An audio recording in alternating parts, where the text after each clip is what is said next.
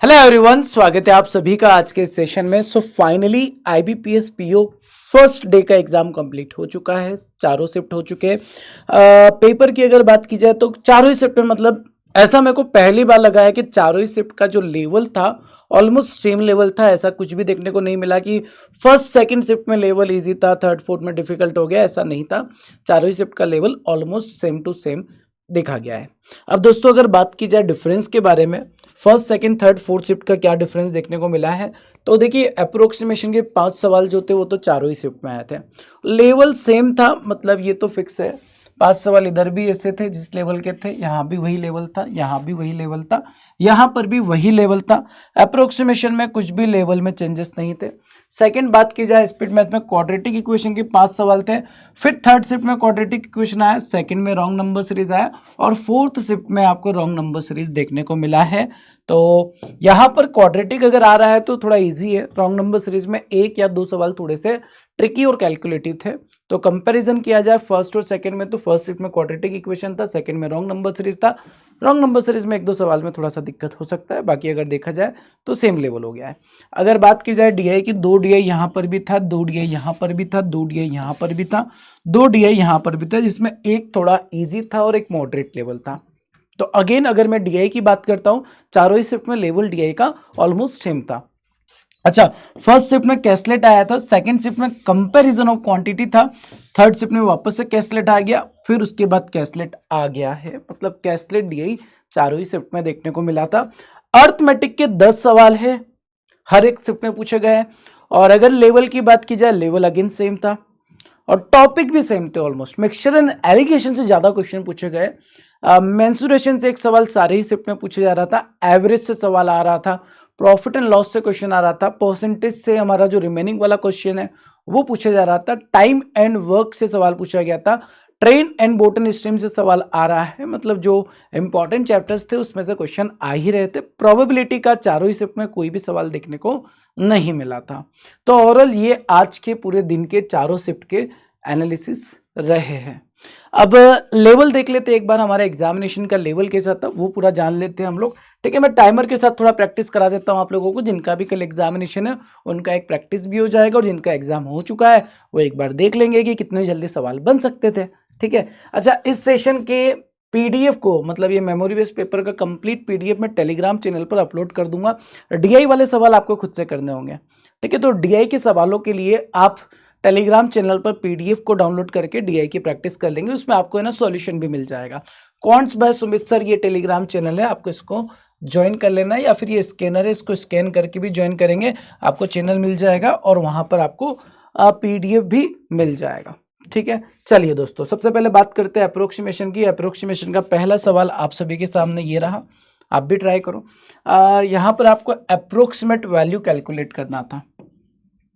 इसको अप्रोक्सीमेट 256 लिख देंगे, divide by 8 into 4 minus 120 is equal to cube root of x करना था। 4 से कैंसिल करेंगे, 2 से कैंसिल किया, 128, 128 में से 120 या 8 और 8 का क्यूब रूट निकालना है, क्योंकि सॉरी क्यूब निकालना है। 8 का क्या आ जाएगा सर, क्यूब आ जाएगा, इज इक्वल टू एस, क्योंकि क्यूब रूट को जब इधर लेकर आएंगे तो क्यूब हो जाएगा, आपका आंसर 512 आएगा।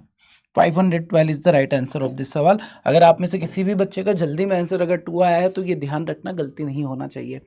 सेकंड क्वेश्चन अगर देखा जाए अप्रोक्सीमेशन का, तो ये रहा 18 का स्क्वायर कितना होता है 324 माइनस 3400 लिख देते हैं, divide by 68 is equal to x into 2 हो जाएगा। 2 बार जाएगा, 2 से कैंसिल किया कितना हो जाएगा, 500 बार चला जाएगा 500, राइट। तो हमारा आंसर नेगेटिव में आ जाएगा। एक सेकेंड, 34 से कैंसिल किया 100 और 50 आ जाएगा, सॉरी।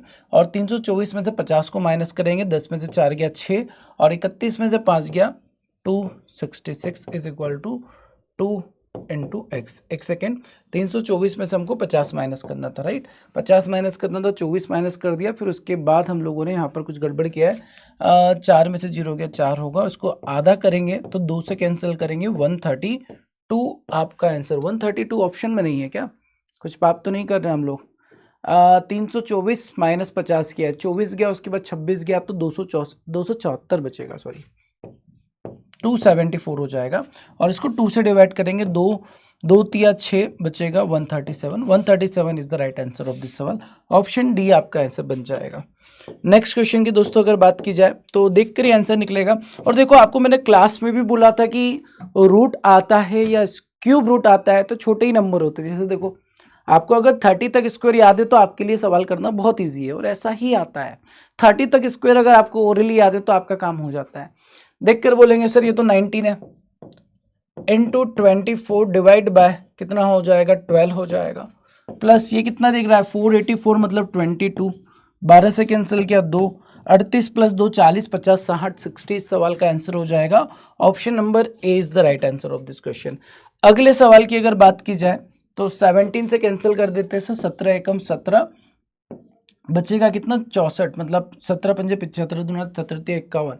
यहाँ पर अपना जो आंसर बनेगा वो डेसिमल में जा रहा है। ठीक है सर, अब इसको ऐसे ही रहने देते हैं, हम लोग इसको रख देते हैं 15 और 18 का मल्टीप्लाई करेंगे, 0 कैरी आएगा 9, 18 और 9 कितना होगा 18 और 9 27 हो जाएगा, माइनस इसको कितना ले लेते हैं सर अप्रोक्सीमेट 4 ले लेते हैं, 13 चौक 52 हो जाएगा, इस इक्वल टू 15% का वैल्यू कितना होगा 15/100 ऑफ एक्स इसको ले लेते हैं।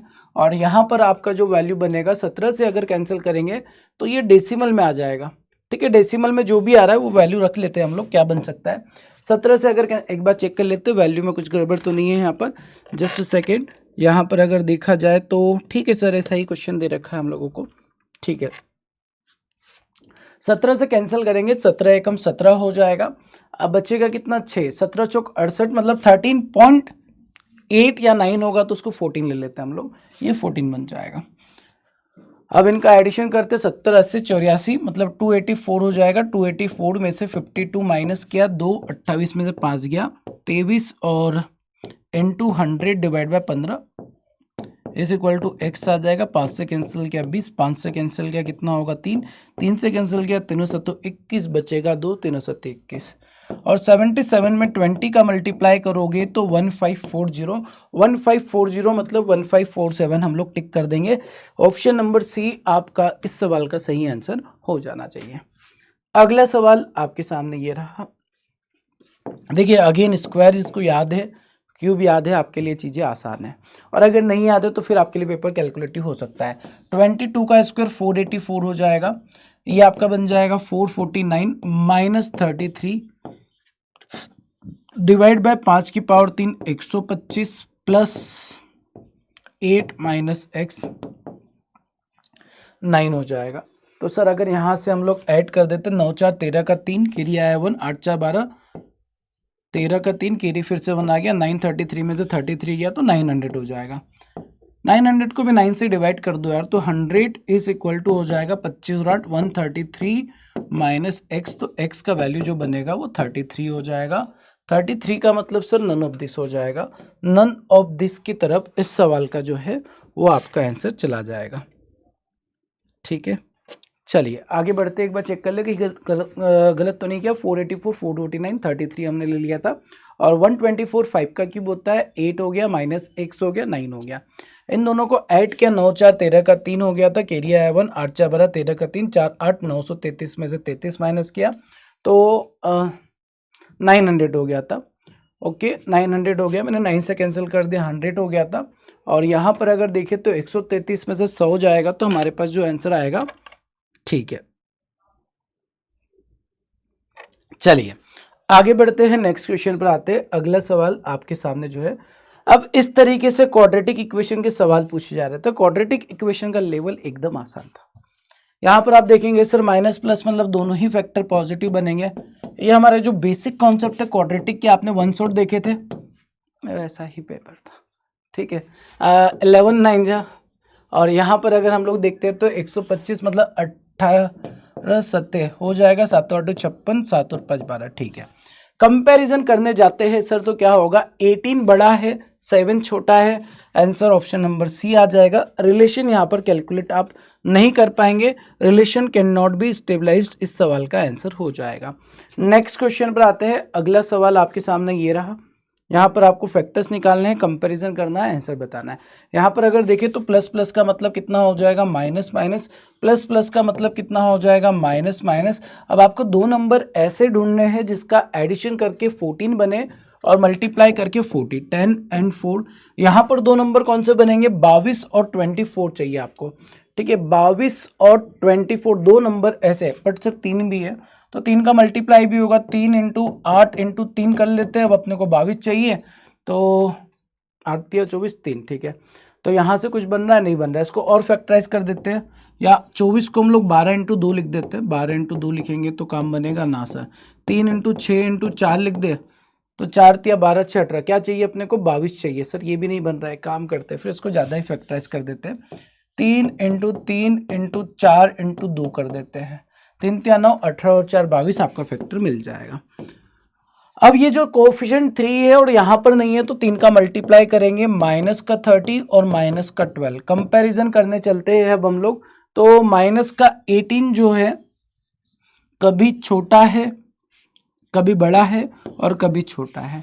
अगेन आंसर क्या बन जाएगा, relation can not be stabilise, C and D सवाल का आंसर बनेगा। नेक्स्ट क्वेश्चन ये रहा आपके सामने। तो माइनस माइनस का मतलब प्लस माइनस होगा, माइनस प्लस का मतलब दोनों ही प्लस होगा, मतलब फैक्टर्स कैलकुलेट करना पड़ेगा यहाँ पर। अब आपको ऐसे नंबर दो ढूंढने हैं जिसका डिफरेंस करने पर 5 बन जाए और मल्टीप्लाई करने पर 104 बन जाए, और इधर दो नंबर ऐसे ढूंढने हैं जिसका एडिशन करने पर 27 बन जाए और मल्टीप्लाई करने पर 182 बन जाए, ये आपको देखना है। तो सबसे पहले आप लोग क्या करेंगे, यहाँ पर फैक्टराइज करने से पहले देखेंगे क्या ऐसा कोई बड़ा नंबर है, प्राइम नंबर, जो इसको डिवाइड कर दे। सर 104 13 की टेबल में आता है, कर दो, फैक्टर मिल जाएगा। 13 से कैंसिल करोगे, 13 दूना 26, मतलब 8 बार जाएगा, और 13 में से 8 गया, बोलो 5 आएगा। इधर अगर देखते हो तो सर ये तो 13 से डिवाइड हो जाएगा, 13 एकम 13, 13 चौक 52, और इन दोनों को ऐड कर देंगे तो आपका बन जाएगा 27।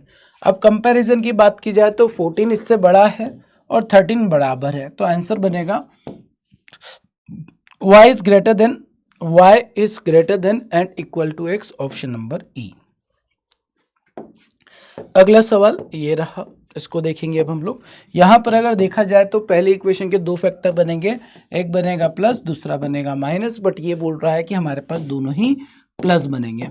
ये तो आसान है, 3 और 2 5, 3 दूना 6, 16 पंजे कितना होता है, 16 पंजे 80 होता है। और आपको ऐसे दो नंबर ढूंढने हैं जिसका एडिशन माइनस माइनस मतलब डिफरेंस करने पर 16 बने और मल्टीप्लाई करने पर 80, बट सर 5 का मल्टीप्लाई इधर कर देते हैं तो 15 हो जाएगा, 10 हो जाएगा। 15 छोटा है और 10 बड़ा भी है, मतलब सी एंड डी रिलेशन बनेगा।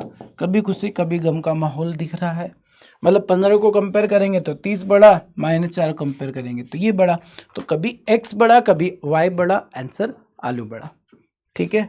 नेक्स्ट दोस्तों बात करते हैं, हम लोग जाते हैं अर्थमेटिक की, और अर्थमेटिक पर जाने से पहले क्वाड्रेटिक इक्वेशन अगर आता है पेपर का लेवल इजी होता है।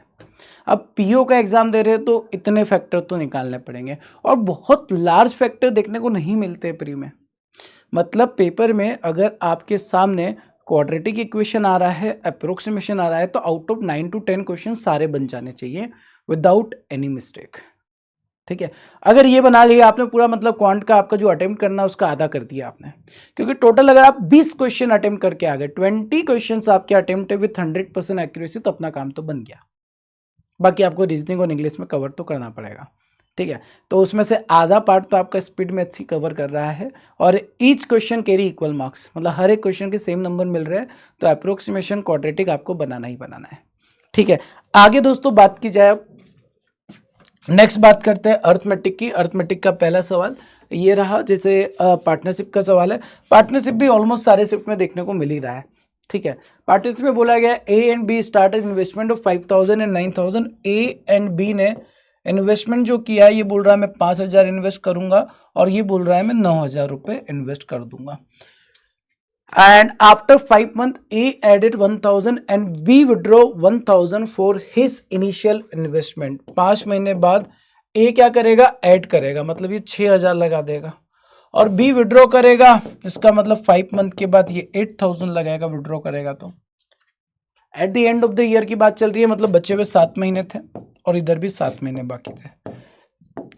रेशियो निकाल देते हैं, 000 000 000 000 कैंसिल हो गया, 25 और 42 कितना होगा, 5 और 2 7, 4 और 2 6, 67, और ये 45 और 7 और 2 56, 6 और 5 11 का 1, 5 4 9 और 1 कितना हो जाएगा, 10 हो जाएगा। इस रेशियो में पैसा डिवाइड करना है सर। अगर टोटल देखिए तो हमारे पास बन रहा है 8 और 16, 168 यूनिट का वैल्यू सवाल में 8400 दे रखा है। एक यूनिट का वैल्यू कितना हो जाएगा, 50 हो जाएगा। 1 यूनिट अगर 50 के इक्वल होता है, what is the difference between profit share of A and B? इन दोनों के बीच का जो डिफरेंस होगा 34 यूनिट होगा। 34 का मल्टीप्लाई करेंगे तो ये बन जाएगा कितना, 1700 का डिफरेंस आ जाएगा। Option A is the correct answer of this सवाल। आसान है, मतलब पार्टनरशिप का क्वेश्चन तो डुएबल था, हर एक शिफ्ट में करने लायक सवाल था। नेक्स्ट बात की जाए तो time and work. Time and work में बेटा एक सवाल जो फर्स्ट शिफ्ट में आया था बहुत सिंपल था। 15 आदमी 9 औरतें किसी काम को 15 दिनों में कर सकती, 4 औरतें 15 आदमी किसी कुछ दिनों में कर सकते। तो ये बताओ 5 आदमी और कितनी औरतें मिलकर इस काम को इतने दिन में कर सकते हैं। ग्रुप बेस्ड क्वेश्चन सिंपल वाला आया था। अब कई बार हम लोग क्लास कर रहे होते हैं ना, तो आप लोगों की तरफ से आता है सर इतना ईजी थोड़ी आता है, बेटा आता है पेपर में। देखो 10 के 10 सवाल अगर अर्थमेटिक आते हैं तो डिफिकल्ट नहीं होंगे। ये मेंटेलिटी निकाल दो कि आपके सारे ही वेरिएबल बेस्ड क्वेश्चन होंगे, सारे ही कैलकुलेटिव क्वेश्चन होंगे, ऐसा हो ही नहीं सकता है। हाँ, लास्ट ईयर मैं बोल सकता हूँ कि थोड़ा पेपर में लेवल था, मतलब 6-7 क्वेश्चन वेरिएबल बेस्ड दे दिए थे, 2-3 क्वेश्चन ही इजी दिए थे, बट वहां भी इजी थे। और इस बार के पेपर की बात की जाए तो वेरिएबल बेस्ड क्वेश्चन बहुत ज्यादा कम थे, और कुछ सवाल अर्थमेटिक में अप्रोक्सीमेशन बेस्ड क्वेश्चन भी थे। मतलब यहाँ पर आपको डाटा जो दे रखा था वो कुछ अप्रोक्सीमेशन फॉर्म में दे रखा था। जैसे अप्रोक्सीमेशन में जैसे दे दिया 25 को उसने लिख दिया 24.97, या 24.97 को 25 लिख सकते हो ना, इतना इजी होती है चीजें। ठीक है, अब ये बोल रहा है A and B work on alternate days such that B had start the work. If A and B work separately they can complete the work in 15 and 25 days. A किसी काम को 15 दिन में कर सकता है, बी 25 दिन में कर सकता है, दोनों साथ में मिलने की कस्में वादे खा रहे हैं। तो ये एलसीएम आपका 75 आ गया, 15 पंजे 75, 25 या 75। अल्टरनेट डे पर पहले काम कौन करना चाहता है सर, पहले बी काम करना चाहता है। B has start the work, मतलब 2 दिन में कितना काम हो जाएगा, 2 दिन में 8 यूनिट, 2 डेज में 8 यूनिट काम हो जाएगा। 9 का मल्टीप्लाई कर दो, 18 डेज में कितना काम हो जाएगा, 18 डेज में 72 यूनिट काम हो जाएगा। अब जो 19th डे होगा उसमें बी काम करेगा, क्योंकि बी पहले काम कर रहा है, तो बी 3 यूनिट काम करेगा, मतलब 72 + 3 कितने दिन में हो जाएगा, 19 दिनों में काम खत्म। और ये सवाल आपका 19 सेकंड का होना चाहिए एग्जामिनेशन में। अगला सवाल, नेक्स्ट क्वेश्चन क्या बोल रहा है? नेक्स्ट क्वेश्चन बोल रहा है a boat can row at the speed of 12 km/h in speed still water.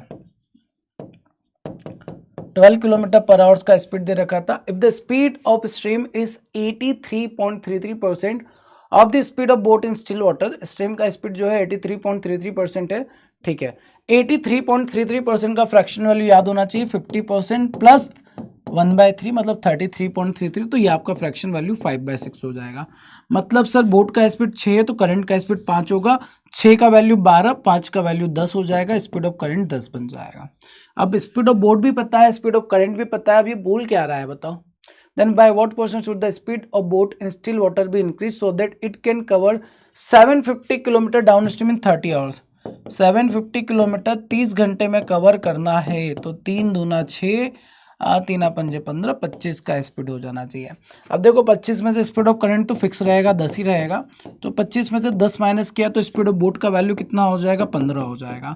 मतलब पहले बोट का स्पीड 12 था, अब आप 15 करना चाहते हो तो 3 यूनिट इंक्रीज करेंगे, डिवाइड बाय 12 इंटू 100, 3 से कैंसिल किया 4 होगा, 4 से कैंसिल किया 25% हो जाएगा। 25% आपको स्पीड में बदलाव करना होगा। सेम क्वेश्चन लास्ट ईयर के एग्जामिनेशन में पूछा गया था। लास्ट ईयर मतलब अभी कुछ दिन पहले एसबीपीओ का जो प्री एग्जाम हुआ था उसमें इसी टाइप का सवाल पूछा गया था। ठीक है, केवल बोट की स्पीड में चेंज करना है, बच्चे ना दोनों की स्पीड में चेंज कर देता है, ये ध्यान रखना क्या बोला गया है। आगे बढ़ते हैं, नेक्स्ट क्वेश्चन पर आते हैं। अगला प्रश्न आपका मिक्सचर एलिगेशन से। मिक्सचर एलिगेशन तो चारों ही शिफ्ट में भर भर के पूछा है। भर भर के मैं इसलिए बोल रहा हूँ क्योंकि अर्थमेटिक के एक चैप्टर में एक सवाल होता है, बट ये 2-3 सवाल पूछ रहा है मिक्सचर से। ठीक है, तो a vessel contain 56 litre of milk and rest is water. Milk कितना है और पानी कितना है? सर ये 56 है और बचा हुआ पानी है। और पानी जो है which is 1/5 of mixture of the vessel. 1/5 का मतलब सर ये 1 होगा तो ये 4 होगा। 1/5 का मतलब ये 1/5 का मतलब सर टोटल 5 है, उसमें से 1 पानी है, बचा हुआ मिल्क है। तो 4 का वैल्यू 56 मतलब 1 यूनिट का वैल्यू 14 हो जाएगा। और टोटल में अगर बात करता हूं, टोटल की अगर बात की जाए 70 लीटर टोटल टैंक में रहा था। If 15 litre of mixture is taken out, ratio कितना हो गया अपने पास? रेशियो सर जो हो गया था 4 और 1 का था। अब इसने बोला 15 लीटर पी जाओ, आप पी गए। अब 15 लीटर निकालने के बाद रेशियो थोड़ी चेंज करेगा, रेशियो 4:1 ही रहेगा, बट टोटल क्वांटिटी जो है वो 15 लीटर कम करोगे तो 55 लीटर हो जाएगी। That's it. ठीक है। अब ये बोल रहा है 15 litre of mixture are taken out and x litre of water is added to the mixture, the ratio milk and water become 11:6। 11:6 क्या मिक्स किया सर? पानी मिला है। 55 को 4 और 1 के रेशियो में ब्रेक करेंगे तो ये 44 होगा और ये 11 हो जाएगा। बट इसमें आपने 1 लीटर पानी मिलाया और इसको सॉल्व कर दिया। 4 24 में से 11 को माइनस करेंगे तो आई थिंक बचेगा कितना? 13। पानी जो मिलाना है वो 13 लीटर मिलाना है। एकदम आसान सवाल है, बस लैंग्वेज को अगर आपने समझ लिया तो सवाल डूएबल था। आगे मूव करते हैं, नेक्स्ट क्वेश्चन की तरफ जाते हैं। अगला सवाल ये वो सवाल था जो अगर आपके शिफ्ट में इस टाइप का सवाल आता है तो मेरे अकॉर्डिंग ये सवाल को मार्क्स रिव्यू करके लास्ट के लिए रख सकते हैं आप लोग। अगर आपको लगता है कि हमारी कैलकुलेशन स्पीड बहुत ज़्यादा खतरनाक है तो ही करना, क्योंकि ये वेरिएबल बेस्ड क्वेश्चन हो गया है। क्या बोल रहा है? कॉस्ट प्राइस आपको आर्टिकल का बोल दिया 8,000 रुपये, ठीक है।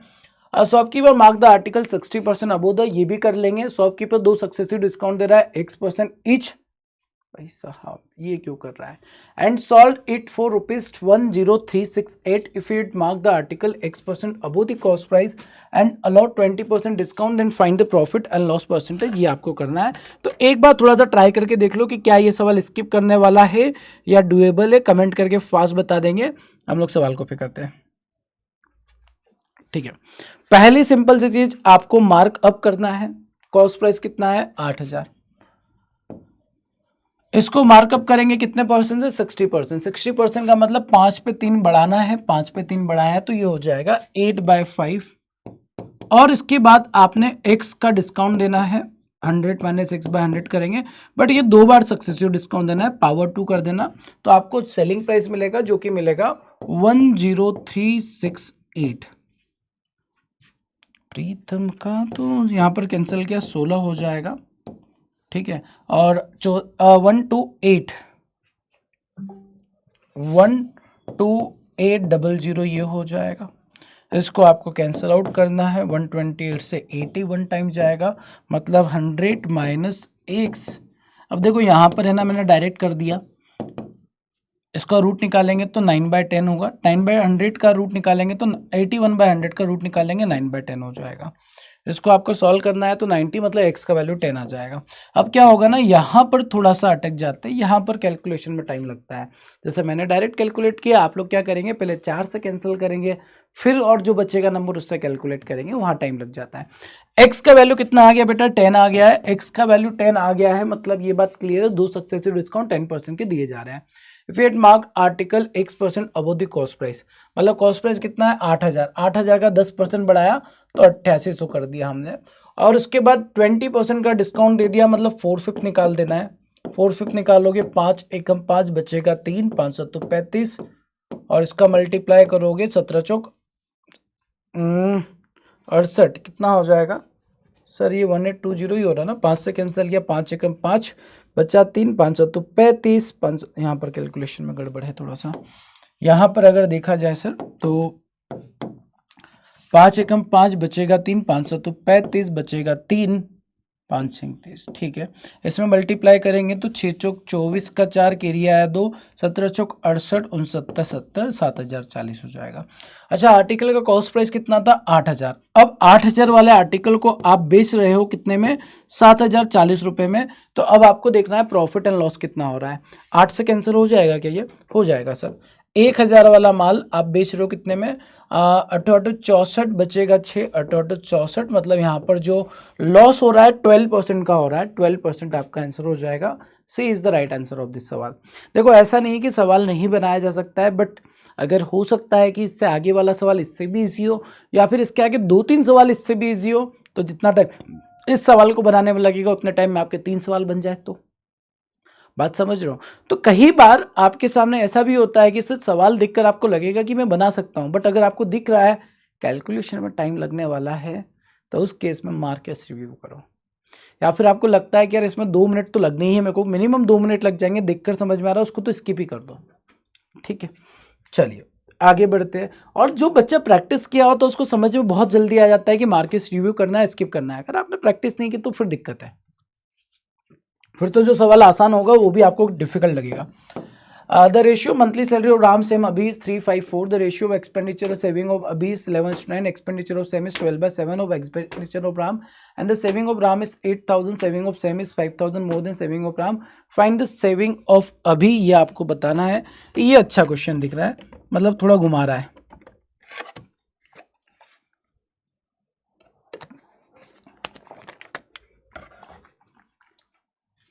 चलिए आज ये बनाते हैं, देखते हैं एक बार। The ratio monthly salary of Ram same, और सैलरी की बात करें राम सेम अभी 3, 5 और 4 का रेशियो है। इसके बाद अगर बात की जाए expenditure of the ratio of expenditure and saving of अभी की बात करते हैं, तो इसके एक्सपेंडिचर और सेविंग का रेशियो दे रखा है। एक्सपेंडिचर और सेविंग का रेशियो 11:9 है। ठीक है, अभी लिख लेते हैं जो जो गिवन है। और कुछ बोल रहा है द एक्सपेंडिचर ऑफ सेम का जो एक्सपेंडिचर है 12/7 of the expenditure of Ram.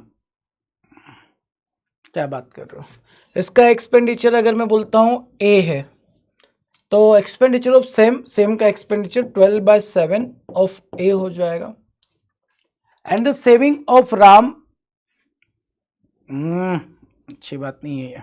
Saving of Ram का जो सेविंग है वो कितना है? 8,000 रुपये है। ये बोल रहा है इसका सेविंग जो है वो 8,000 रुपये है। ठीक है, तो the saving of same is 5,000 more than saving of Ram. यार राम का सेविंग 8,000 है ना, ठीक है, ये 8,000 8 के लिख देते हैं। और saving of same is 5,000 more than saving of Ram, 5 बढ़ा देंगे तो 13,000 का सेविंग होगा। ठीक है सर, अब अपने से क्या पूछा गया है? फाइंड द सेविंग ऑफ अभी का सेविंग आपको फाइंड आउट करना है, ये वाला वैल्यू आपको निकालना है। प्यारा सवाल है, बड़ा ही प्यारा सवाल है।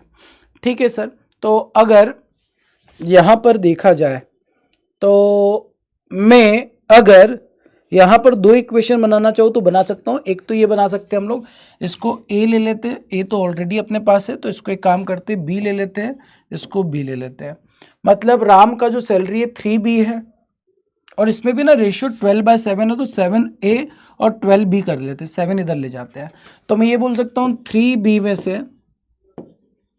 में से 7A माइनस करेंगे तो 8,000 आ जाएगा, एक इक्वेशन। इनकम में से एक्सपेंडिचर माइनस किया, या फिर 5B में से 12A को माइनस करेंगे तो हमको 13,000 मिल जाएगा। ये 2 इक्वेशन को आपको सॉल्व कर लेना है। ठीक है, यहाँ से हम लोगों का जो टारगेट रहेगा वो निकालेंगे हम लोग। क्या सर? यहाँ से हम लोग कैलकुलेट कर लेते हैं बी का वैल्यू, क्योंकि बी का वैल्यू मिल जाएगा तो अभी का इनकम पता चल जाएगा। खैर चलो, अभी का इनकम पता चल गया है, तो फिर भी एक्सपेंडिचर और सेविंग में कोई रिलेशन है क्या? यार ये तो आंसर CND बन जाएगा अगर ऐसा है तो। बट ठीक है, फिर भी ट्राई तो करते हैं, हम बी का वैल्यू पहले निकालते, फिर देखेंगे आगे का डिसीजन क्या होगा।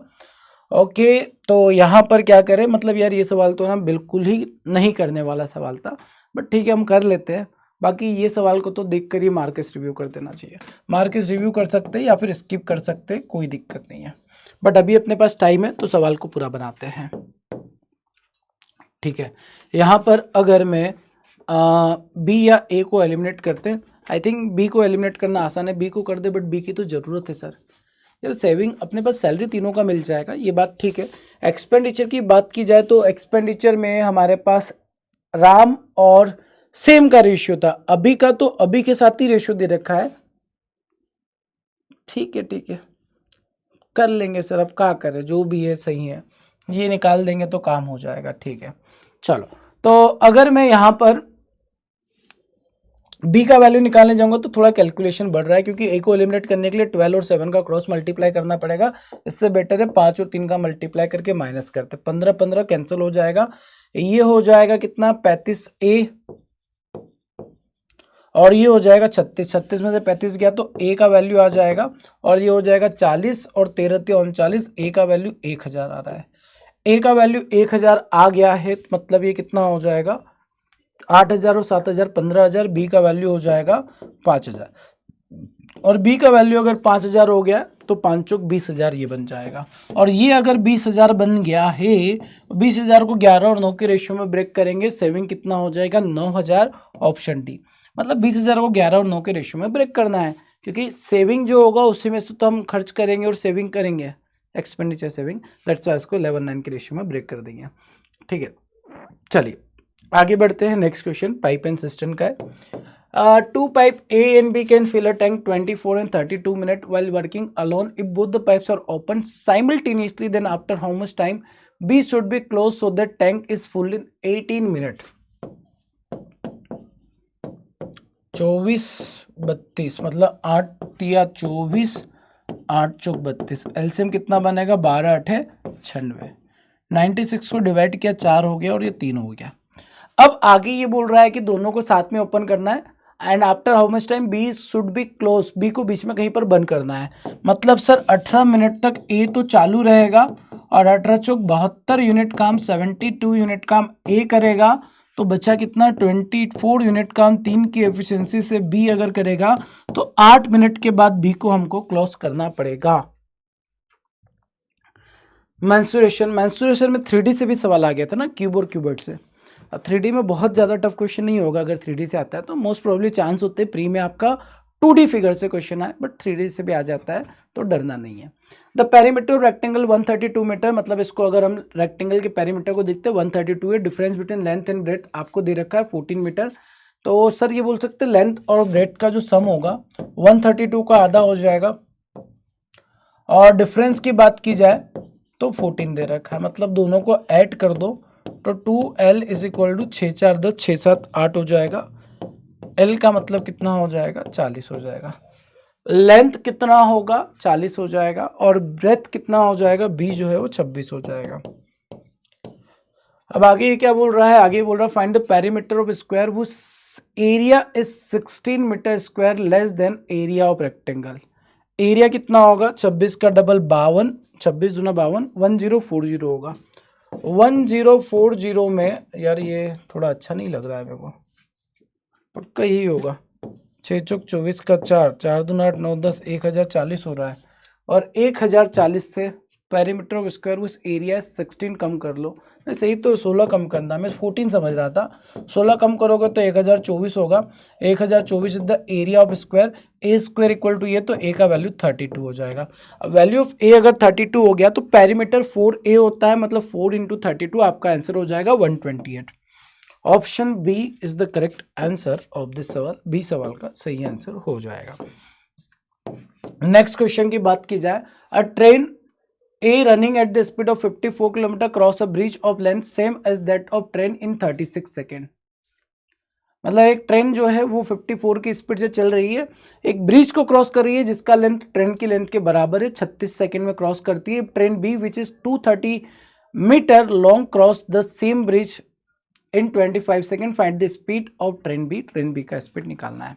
अब देखो पहले हमारा काम क्या रहेगा सर, ट्रेन ए जो है 54 की स्पीड से जा रही है, मीटर पर सेकेंड में कन्वर्ट कर दिया सर। अब ये 2L डिस्टेंस कवर कर रही है, L खुद का ब्रिज का L 2L हो गया।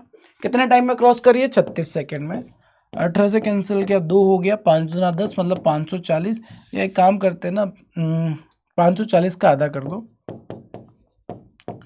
लेंथ ऑफ ब्रिज और ट्रेन ए 270 होगा, ट्रेन बी जो कि 230 मीटर है, 230 प्लस ब्रिज मतलब कितना 500 मीटर 25 सेकेंड में क्रॉस कर रही है, तो इसका स्पीड 20 मीटर पर सेकेंड है। बट इसको तसल्ली नहीं मिलेगी, किलोमीटर पर आवर्स में चाहिए। किलोमीटर पर आवर्स में करने के लिए 18/5 से मल्टीप्लाई कर दो, 18 चौक 72, 72 किलोमीटर पर आवर्स आपका आंसर बन जाएगा। नेक्स्ट क्वेश्चन अगर बात की जाए, सिंपल एंड कंपाउंड इंटरेस्ट पे सवाल है, इस सवाल को बनाएंगे आप लोग।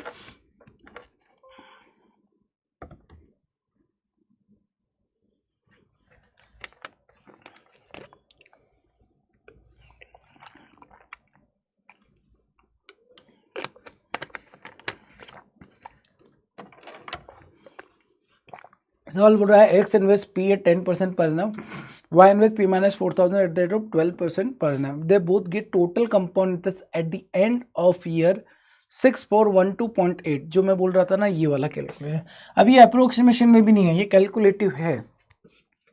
कैलकुलेशन अगर आता है तो वहाँ पर आपको कैलकुलेशन करना पड़ेगा, या फिर आपको लग रहा है कि यार कैलकुलेशन में टाइम लगता है, तो जैसा मैंने कहा मार्केट रिव्यू कर सकते हैं। हमको नहीं करना है 10 में से 10 सवाल अर्थमेटिक के, कर भी नहीं पाओगे, ठीक है। हमको केवल 10 में से टारगेट ये रखना है कि सर 7 या 8 सवाल भी कर लिए तो भी हमारा काम हो जाएगा। अच्छा 6 सवाल कर लिए ना तो भी काम हो सकता है, फिर डीआई में थोड़े ज़्यादा क्वेश्चन कर लेना, काम बन जाएगा। क्योंकि स्पीड मैथ्स में अगर आपने 9 क्वेश्चन भी कर लिए और 6 अर्थमेटिक बना लिए, 15 सवाल, और डीआई में 1.5 डीआई में बोल रहा हूँ, तो 22-23 तो आपके अटेम्प्ट हो ही जाएंगे, ठीक है। चलिए इस सवाल को हम लोग देखते क्या बोल रहा है। सर एक्स ने इन्वेस्ट किया पी रुपीज 10% पर एनम से, वाई ने इन्वेस्ट किया, एक्स ने इन्वेस्ट किया पी रुपीज और वाई ने जो इन्वेस्ट किया पी माइनस 4000 रुपीज इन्वेस्ट किया है eight the rate of 12% per annum. If they both gate, मतलब 10% से कितने साल की बात चल रही है, 2 साल की, 21% का यहाँ पर आपको इंटरेस्ट मिलने वाला है, और 12% से 2 साल का इंटरेस्ट बनेगा, 12 का स्क्वायर 144, 25.44। अब ये आना चाहिए बेटा, एग्जाम देने जा रहे हो और अगर ये नहीं पता कि 25.44 कैसे आया, पता नहीं फिर क्या चल रहा है आपकी तैयारी में, ठीक है। अब यहाँ पर इसने बोला है कि इन दोनों का कंपाउंड इंटरेस्ट आपको दे रखा है 612 पॉइंट मतलब 21%, और इन दोनों को ऐड करेंगे तो 5 और 1 6 46.44% और P माइनस 25.44% और 4000 इस इक्वल टू, इधर लिख देते इक्वल टू में जो आ रहा है वो दे रखा 6412.8। आपने बोला सवाल में पूछा गया कि वाई ने कितना इन्वेस्ट किया है, मतलब आपको वाई माइनस 4000 ये वाला वैल्यू कैलकुलेट करना है। तो ये वाली इक्वेशन से पी का वैल्यू आप निकाल दो, ये निकाल सकते हो आप लोग, ठीक है। इन दोनों का डिफरेंस निकालोगे आपको पी मिल जाएगा, मतलब ये तो 46.44 ही होगा, और 25 निकालना है तो 40%, मतलब ये निकाल देंगे आप लोग, ठीक है। तो ये आपको मिल जाएगा यहाँ पर पी का वैल्यू। पी का वैल्यू जो भी आएगा उसमें 4000 को माइनस करेंगे, हमारा आंसर आ जाएगा। मैं यहाँ पर थोड़ा डायरेक्ट वैल्यू लिख रहा हूँ, पी का जो वैल्यू निकल के आएगा वो आएगा 16000, 16 में से 4000 माइनस करोगे 12000 आ जाएगा, ठीक है। तो P जो रहेगा वो यहाँ पर आपका 16000 आ जाएगा सिंप्लीफाई करने पर। अगला सवाल आपके सामने ये रहा, 20 students appear in a test, average से भी सवाल आ ही रहा है, ठीक है। एवरेज में जो टीचर वाला सवाल होता है ना, एक स्टूडेंट का ग्रुप रहता है, उसका कुछ एवरेज रहता है, टीचर और स्टूडेंट कुछ चले जाते हैं, कुछ आ जाते हैं, इसमें एक वेरिएबल बेस्ड क्वेश्चन देखा गया था, ठीक है। अब ये वाला क्वेश्चन देखते क्या बोल रहा है, 20 students appear in the test, average of marks obtain in the test by them is 78। इनके जो एवरेज मार्क्स ऑब्टेन हो रहे हैं टेस्ट में वो 78 है। If due to typing mistake the marks of one student printed 36 instead of 63, 63 की place पर एक को 36 लिख दिया, मतलब इन दोनों का जो डिफरेंस होगा वो कितना होगा, 9 या 27 का डिफरेंस हो जाएगा, ठीक है। और 27 का डिफरेंस हो गया है, नंबर ऑफ स्टूडेंट कितने थे, 20 थे। What is the correct average marks obtain bye them. तो सर इसका जो एक्चुअल एवरेज होगा वो 78 से क्या होगा, ज्यादा या कम। तो सर गलती से हमने जो लिया है, the marks of one student was printed 36 instead of 63, मतलब 63 होना चाहिए, गलती से 36 ले लिया, मतलब एवरेज निकालते वक्त हमने कम एवरेज निकाला है, एक्चुअल एवरेज ज़्यादा होगा। अब ये ज़्यादा कितना होगा सर, 27 हमारा सम ज़्यादा होगा डिवाइड बाय 20, तो ये सम जो होगा वो ज़्यादा होगा 13.5, 1.35 ज़्यादा होगा, और 1.35 ऐड करेंगे 79.35 आपका सही उत्तर बन जाएगा, ठीक है। तो अभी तक हम लोगों ने 10 स्पीड मैथ देखे और 10 अपने अर्थमेटिक के सवाल देख लिए। अब इसके बाद डीआई 3 बन रहे हैं, 2 डीआई एक कैसलेट, या 2 डीआई एक डाटा सफिशिएंसी अब तक पेपर में देखने को मिला है। डीआई के लिए जैसा मैंने आपको कहा है कि टेलीग्राम चैनल ज्वाइन कर लेंगे आप लोग। टेलीग्राम चैनल पर मैं पूरा डीआई का क्वेश्चन विद सॉल्यूशन आपको प्रोवाइड कर दूंगा, ये आपका चैनल रहेगा, है ना। इसको ज्वाइन कर लेंगे आप लोग। यहाँ पर मैं तुरंत आप लोगों को मेमोरी बेस्ड पेपर में जो भी डीआई था जिस तरीके का, एक तो लाइन ग्राफ का डीआई है और एक टेबुलर बेस्ड डीआई था जिसमें परसेंटेज डाटा दिया तो डिफरेंस बेस्ड डाटा दिया था, रेड और ग्रीन बॉल का वो डाटा मैं आप लोगों के साथ शेयर कर देता हूँ, वो आप एक बार प्रैक्टिस भी कर लेना, उसका सॉल्यूशन भी आपको मिल जाएगा। तो ओवरऑल ऐसा कुछ भी पेपर में नहीं था जो आपसे नहीं बनेगा या फिर आप नहीं बना सकते। देखो बना तो सारे क्वेश्चन सकते हैं बट वो होंगे नहीं, टाइम की बाउंडेशन होती है, इसलिए टाइम बचाना है एग्जाम में और नंबर ऑफ क्वेश्चन को ज़्यादा अटेम्प्ट करना है तो लेंदी क्वेश्चंस को हमको स्किप करना ही पड़ेगा। लालच बिल्कुल नहीं करना है, शक्तिमान बिल्कुल नहीं बनना है। ये मैं केवल कल जिन बच्चों का एग्जाम है उनके लिए नहीं बोल रहा हूँ, अपकमिंग एग्जामिनेशन जितने भी होने वाले हैं उन सारे एग्जामिनेशन के लिए मैं आपको बोल रहा हूँ। कभी भी आप जब एग्जाम दे रहे होते तो लालच नहीं करनी होती है, ठीक है। बाकी हम लोग मिलते हैं अपने रेगुलर सेशन में और आप लोग खुद बता देना कमेंट करके क्या अर्थमेटिक का लेवल इससे अप हमने नहीं पढ़ा है, ठीक है। इससे तो मच बेटर लेवल हम लोगों ने क्लास में पढ़ रखा है। अब देखिए कॉन्सेप्ट अगर आपको आता है इसका मतलब ये नहीं कि सारे बना कर आना, सारे नहीं बनाना है। 10 में से अगर आपने 7 से 8 क्वेश्चन, जो मैं हमेशा बार बार कह रहा हूँ, अगर इतने क्वेश्चन भी आपने कर लिए तो आपका काम हो जाता है, ठीक है। बाकी मिलते हैं नेक्स्ट सेशन में। Thank you so much, bye bye, take care.